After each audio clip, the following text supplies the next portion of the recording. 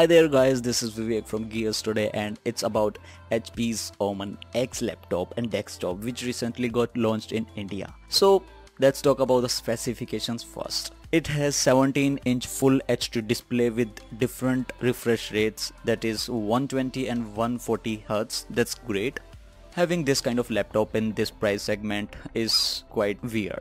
It costs you around 2.1 lakhs. Yes, 2.1 lakhs, while you can get the same specifications on any Asus laptop near to around 1.7 or 1.5 lakhs. Talking of this laptop, the virtual experience was good. The gaming experience was good too. We played Witcher Hunter 3 on maximum resolution and it went so good. There is also a 4K option, but this is just full HD. Talking of this, the keyboard on this laptop is just good. The fanciness is slightly better on the keyboard and you can actually check there are keys that you can set according to you. And if you talk about ports, there are standard ports, 3.1 USB ports, Thunderbolt, USB-C port, there is a microphone, headphone, etc. ports. So talking on the desktop thing, that was good. That was so great. Now the VR was slightly better as I haven't seen this kind of technology yet in India, and when we played with the laptop, we played with the VR, felt so great. Yes.